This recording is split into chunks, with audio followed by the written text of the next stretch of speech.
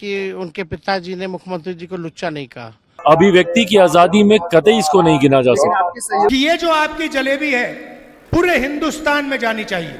सदन में जो बैठ के झूठ बोलता है उसकी क्या आप लोग वफादारी मतलब वकालत कर रहे हैं। ऐसे दलों की आदत बन गई है क्योंकि इनको ये तुष्टीकरण की राजनीति सूट करती है। बिहार में सीएम फेस को लेकर के बहुत सारी अटकलें बन रही है और देखा जाए तो सीएम फेस के लेकर के बहुत सारे चेहरे और बहुत सारे रिप्रेजेंटेटिव आ रहे हैं, या तो एक डायरेक्टली आ रहे हैं और नहीं तो इनडायरेक्टली आ सकते हैं, या कह सकते हैं कि कुछ लोग पर्दे के पीछे काम कर रहे हैं, कुछ लोग पर्दे पर काम कर रहे हैं। यानी कोई फ्रंट में बैटिंग कर रहा है तो कोई पीछे जाकर के प्रैक्टिस में लगा है। ऐसे कयास और ऐसे कुछ कैलकुलेशंस लगाए जा रहे हैं। लेकिन इस सब सारी चीज़ों को अगर देखा जाए तो अभी जिस तरह से एनडीए लीड करते हुए दिखाई दे रही है, लगता है कि बिहार में एनडीए की सरकार बनेगी, तो क्वेश्चन या कह सकते हैं सबसे बड़ा जो सीएम फेस अगर कोई निकल करके आ रहा है, अगर लोग कयास लगा रहे हैं तो नीतीश कुमार को ही लगा रहे हैं कि नीतीश कुमार ही होंगे अगले मुख्यमंत्री।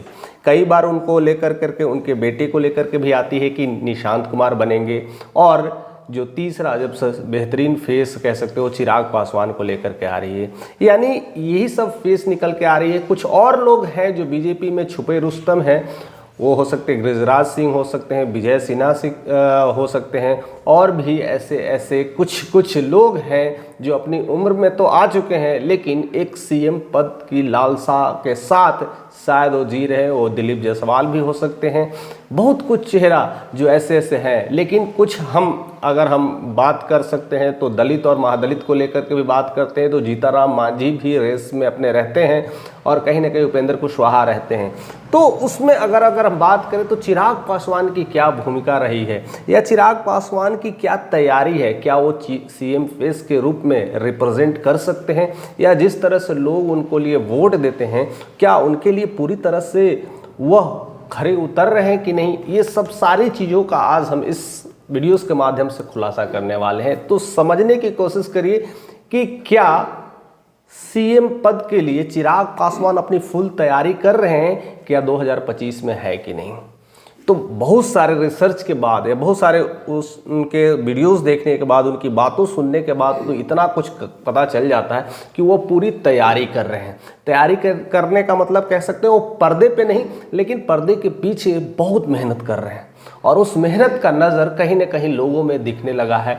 और इसीलिए जब उनकी जो नीतियां चल रही थी, बिहार फर्स्ट और बिहारी फर्स्ट की जो नीतियां हैं, उसको लेकर करके उनका एक एजेंडा था कि बिहार में जितने भी जो जातिवाद जो समीकरण है जिसके वजह से उनके वोट खराब हो जाते हैं, उसको सुधारने के, इसको ठीक करने के लिए उन्होंने एक मुहिम छेड़ी थी बिहारी फर्स्ट और बिहार फर्स्ट की नीतियों को लेकर के।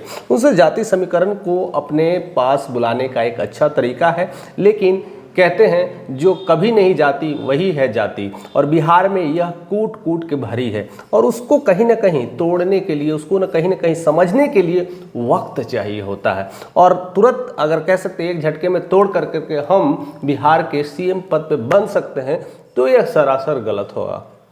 और इस बात को कहीं ना कहीं चिराग पासवान भली भांति समझते हैं। तो वह एक सीएम रेस का घोड़ा है लेकिन 2025 के लिए नहीं है। अब यह कैसे नहीं है, थोड़ा और डिटेल में जाने की कोशिश करते हैं कि 2025 के रेस में घोड़ा क्यों नहीं है। क्योंकि 2020 में उन्होंने बहुत तैयारियां की थी, 137 सीट पर खड़ा हुए थे और बहुत कुछ नीतियों पर काम कर रहे थे। एक तरह से नीतीश के कह सकते हैं ना, वो अपोजिट उम्मीदवार थे उनको गिराने के लिए और अपना सिंहासन संभालने के लिए। काम तो उन्होंने अच्छा किया, नीतियां भी अच्छी लगाई और कहीं ना कहीं नीतीश को उठा के पटक भी दिया, लेकिन खुद फंस गए और एक भी सीट नहीं लेके आ पाए।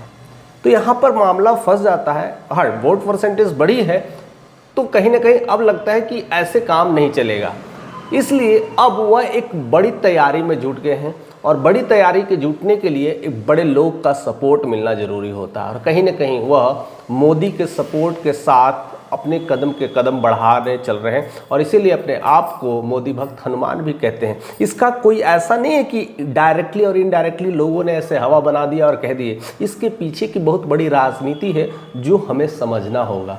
क्योंकि जब अब आपकी स्थितियां और परिस्थितियां वैसे सामान्य नहीं रहती है, तो आपका किसी के सहारे की ज़रूरत होती है, आपके किसी के हाथ की ज़रूरत होती है। और कहीं ना कहीं मोदी उनके लिए एक कह सकते हैं एक बहुत बड़े उनके सपोर्ट का एक हिस्सा रहा है।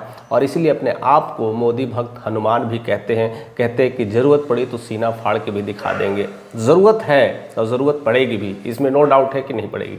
अब उनके वजह से देखिए अब बिहार में क्या क्या उनके साथ चमत्कार हुआ, और बिहार में लोकसभा इलेक्शंस में उन्होंने 5 से 5 सीट क्लिक भी कर दिए और अपनी दबदबा भी बनाए और अपना रंग रौनक भी बढ़ाए। अब उससे क्या हुआ, उनकी लोकप्रियता धीरे धीरे बढ़ने लगी और एक अच्छा मंत्रालय भी मिल गया। फूड प्रोसेसिंग मंत्री के रूप में जाने जाते हैं, एक केंद्रीय मंत्री कहलाने लगे। अब केंद्रीय मंत्री होने से उनकी जो लोकप्रियता थी अब भारत के लेवल पे और साथ साथ इंटरनेशनल लेवल पे हो गई। अब बात है लोकप्रियता की। जैसे आपकी लोकप्रियता बढ़ती है तो जिस जगह के लिए आप फाइट करते हैं उस जगह पर कहीं ना कहीं लोग आपके बारे में जानने लगते हैं, सोचने लगते हैं, अरे भाई ये तो बिहार में कितना काम करने के लिए आया था, इतनी सारी नीतियों पर काम कर रहा था, हमने इन्हें सपोर्ट नहीं दिया, देखिए अब सेंटर के लेकर के कितना काम कर रहा है। और पूरे भारत में एज ए फूड प्रोसेसिंग मंत्री के रूप में बहुत ज़बरदस्त एक्शन में दिख रहे हैं और बहुत ज़बरदस्त काम भी कर रहे हैं। और अपने काम के लिए वो अपने जाने जाते हैं, चाहे वो नेशनल हो चाहे वो इंटरनेशनल मीटिंग हो, वो हर जगह अपनी शान शौकत और लोकप्रियता में 4 कदम आगे बढ़ते जा रहे हैं। और शायद एक असली कह सकते हैं एक असली घोड़े की एक असली रेस का सबसे ज़बरदस्त घोड़ा वही होता है जो रेस को पढ़ ले, उस रास्ते को पढ़ ले जिस रास्ते पर दौड़ना है, जिस रास्ते पर चलना है। चलना तो वही है, आना तो वही है, बिहार का मुख्यमंत्री बनना तो है, लेकिन रास्ता कैसे भी हो सकता है। कोई डायरेक्टली बिहार में वार करके बन सकता है, कोई इनडायरेक्टली अपने जनसैलाब से, अपनी बहुमत से, अपनी सोच से बन सकता है। तब उन्हें ये लगा कि अगर अभी कुछ करते हैं 2025 के लिए, ऐसे उनकी हवा तेज हो चुकी है, बिहार में बहुत तेज़ी से उनको लोग लोकप्रियता की लेवल पे देख रहे हैं और बिहार में सीएम के पद पे देख रहे हैं। और यही लोकप्रियता उनके लिए एक बहुत बड़ा भविष्य के नेता के रूप में कारण बन सकता है। अब देखिए जिस तरह से वो आगे बढ़ रहे हैं, अगर इस 2025 में अगर वो टांग अड़ा देंगे तो शायद उनके लिए आने वाला समय भी बहुत मुश्किल में हो सकता है। फिलहाल आप जरूर बताइएगा कि ऐसा क्या हो सकता है, क्योंकि बहुत सारी चीज़ ऐसे मैं तथ्य छोड़ते जा रहा हूँ जिसमें आप कमेंट कर करके अगर आप बता पाते हैं, कुछ समझा पाते हैं, अगर कह पाते हैं तो मुझे भी अच्छा लगेगा कि आप के अंदर उनकी समझ है, आप बहुत चीज़ों को गहराई से समझते हैं और उस पर भी ध्यान देते हैं। और अगर आप चिराग पासवान के फॉलोअर हैं, चिराग पासवान को समझते हैं, तो ज़रूर इस कड़ी को समझने की कोशिश कर रहे होंगे कि कहाँ पर क्या करने वो जा रहे हैं। अब देखिए यहाँ पर उस चीज़ों को पकड़ बना रहे हैं, धीरे धीरे समझ रहे हैं और अपनी बिहार में भी बीच बीच में वो दौरा कर लेते हैं, अपनी पार्टियों को भी धीरे धीरे संगठन में दे रहे हैं। और धीरे धीरे देखने को मिला कि वो अपने नवरत्न टीम भी तैयार कर चुके हैं और बिहार के हर जगह जिले बाई जिले में अपनी रेस को दौड़ा रहे हैं, अपने घोड़े को दौड़ा रहे हैं और उसी तरह से वो आगे बढ़ते जा रहे हैं। अब मामला ये था कि मैं 2025 की बात कर रहा हूँ कि वो अगर अपने आप को एक्सपोज कर दे तो शायद फंस सकते हैं, क्योंकि अगर वो एक तरफा नहीं है, उनके पास अभी कोई सीट नहीं है और एक सिंगल एंटिटी के रूप में है, तो सबसे बड़ी चीज़ है कि उनको ज़्यादा से ज़्यादा सीट लाने की ज़रूरत है। और जहाँ पर एक भी सीट नहीं है और गठबंधन में है और वहाँ पर दूसरी बड़ी जो पार्टी है जेडीयू 122 सीट लेने के लिए अड़ गई है, तो बचा 121 सीट। 121 सीट में कैसे सबको निपटा दिए जाएंगे, यह भी एक बहुत बड़ी चुनौती है। तो उन्हें अब बस इतने ही कोशिश होगी कि ज़्यादा से ज़्यादा सीट बस लेना है। 40-50 सीट अगर मिल जाता है तो बल्ले बल्ले हो सकती है और उसमें अगर वो अपनी सीट ले आते हैं तो और भी लोकप्रियता में 4 चांद लग जाएंगे। तो एक एस्टैब्लिश बनाने की कोशिश है, एक कहते हैं साम्राज्य बनाने की कोशिश है और उसमें 2-4 कदम चल रहे हैं। तो इसलिए नीतीश को भी नहीं छेड़ रहे और नीतीश से ज़्यादा साठ गांठ भी रख रहे हैं, एक अच्छी दोस्ती, एक अच्छी हमदर्दी भी बनाए हुए हैं और समझ में भी आ रहा है कि ऐसे वो धीरे धीरे उनके साथ रहेंगे, उनके साथ अगर घूमेंगे तो और भी लोकप्रियता में 4 चांद लगेगा। यानी जेडीयू के लोग, उनके जो जितने लोग हैं, एक तरह से पूरा किसान है, पूरा ओबीसी है, हिंदू मुस्लिम का कॉम्बिनेशन है, वो सारे पैकेज के साथ भी वो चल रहे हैं। तो कहीं ना कहीं उनके नाम के बगल में वो जिस तरह से बातें रखते हैं, कहीं ना कहीं लोकप्रियता मिल ही जाती है। जब 2 घर के लोग, अगर भाई एक इंजीनियर है एक डॉक्टर है, अगर डॉक्टर के साथ अगर इंजीनियर भी चल जाता है तो किसी की तबीयत खराब होती है तो इंजीनियर से ही दवा लेकर चल जाता है, ऐसा होता ही है। और इस घर में ऐसा देखने को मिलता है। और उस घर में कहीं ना कहीं नीतीश कुमार की इतनी ज़बरदस्त पहुंच है, ज़बरदस्त एक कह सकते हैं ना, एक लास्ट सल्तनत है उनके। अब 5 साल से ज़्यादा वो रह भी नहीं पाएंगे, उनकी एज भी हो चुकी है। और चाहते हैं कि इन 5 सालों में जिस तरह से वो काम करें और साथ साथ एक तरह से बैक सपोर्ट के रूप में अपना रिफ्लेक्शन अगर बना दिए तो 2030 दूर नहीं होगा। और दूसरी सबसे बड़ी बात है कि उनके साथ रहने, उनके सपोर्ट करने से तो नाम होगा, और भी जो बड़े बड़े कंटेस्टेंट हैं जो साथ में उनके खिलाफ कहीं ना कहीं मुख्यमंत्री के रूप में अपने आप को रिप्रेजेंट करने हैं, उनका भी उम्र हो चुका है, वो भी ढलने वाले हैं। यानी जीताराम मांझी की बात करें, अब उनके साथ उनकी कोई तुलना भी नहीं रह पाएगी, तो वो भी चले जाएंगे। उनके बेटे संतोष सुमन हैं, उनकी भी ज़्यादा लोकप्रियता में नाम नहीं है, तो वो भी ज़्यादा कुछ कर नहीं पाएंगे। तो ये सब तो सारे गए। अब आता है बीजेपी में कौन है। तो बीजेपी में देखिए, जो बड़े नेता के रूप में मैंने हमेशा कहा है, विजय सिन्हा है, उनकी भी उम्र हो चुकी है, दिलीप जायसवाल की उम्र हो चुकी है। तो ये सब भी एक सर्टेन लेवल पे आ चुके हैं। और यही 5 साल में ही अगर उनको कुछ करना था तो अपने लास्ट इनिंग में वो समझौता और लड़ाई करने में लगे हुए हैं। तो उस लड़ाई में कहीं ना कहीं वो फंस करके और भी टूट जा सकते हैं। गिरिराज सिंह हैं, उनकी भी उम्र हो चुकी है, सब 70 प्लस के आसपास है, 70 के आसपास में है।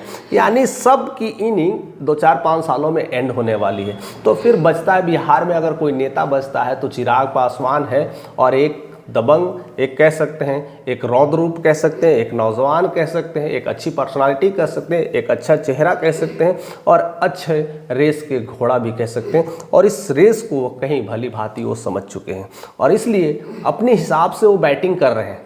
केवल उन्हें क्रीज पे रहना और बैटिंग करना होता है, और ऐसे ही बैटिंग करते रहे तो रन तो ऑटोमेटिक बन जाता है। आप नहीं भी मारते हैं तो बॉलर अपनी गलतियों से रन दे देता है। तो केवल क्रीज पे रहना है, और इस बात को कहीं ना कहीं चिराग पासवान भली भांति समझते हैं कि मुझे बस बिहार के क्रीज पे रहना है, बैट लेकर के खड़े रहना है, रन तो बनने ही बनने। इस बात को पूरी तरह से वह अप्लाई भी कर रहे हैं। और ऐसी ही रणनीतियों के साथ मैं यही कहूँगा कि 2025 नहीं 2030 के लिए उनके लिए एक अति उत्तम संयोग भी बनता है, और उसी के लेकर के उनकी प्लानिंग भी चल रही है। टीम भी वैसे ही एकत्रित हो रही है, धीरे धीरे वो अपनी लोकप्रियता में बढ़ रहे हैं।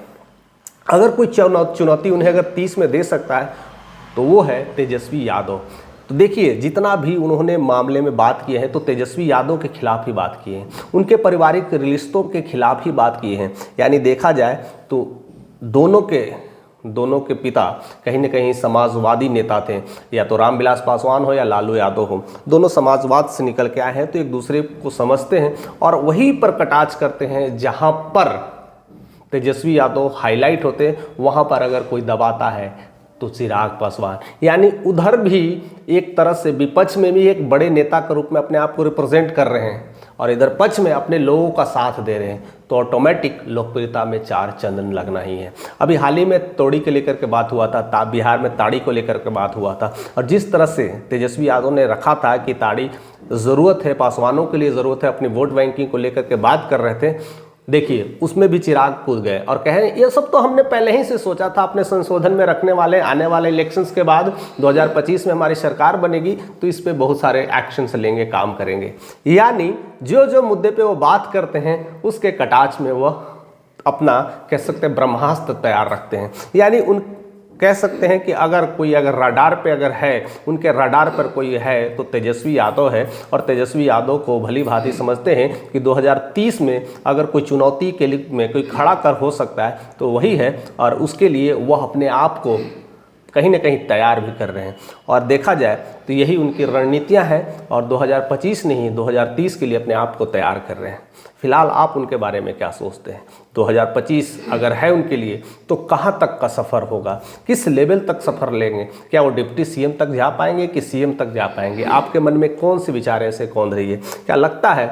हमें भी लगता है कि लोकप्रियता है, नाम है और अच्छे नेता की ज़रूरत है, तो हम भी चाहते हैं कि उनको सीएम बना दें। लेकिन आप क्या चाहते हैं और रियल में एक्चुअल में क्या होता है, यह तो सब वक्त बतलाता है, समय बतलाते हैं। जैसे जैसे इलेक्शंस पहुंचेंगे, जैसे जैसे सीट का बंटवारा होगा, उन्हें कितना सीट मिलता है, इससे भी पता चल जाएगा कि उनकी पार्टियों में उनका दमखम कितना है। अब सारा खेल सीट को लेकर के है, लोकप्रियता को लेकर के है, और आने वाला इलेक्शंस को लेकर के है। ये सब सारे चीज़ों के बारे में आप क्या सोचते हैं, क्या राय रखते हैं, आप अपने कमेंट के माध्यम से बताएं हमें। चैनल पे नए हैं तो सब्सक्राइब करें और अपने एक लाइक दे करके हमारा कंट्रीब्यूशंस ज़रूर बढ़ाएं।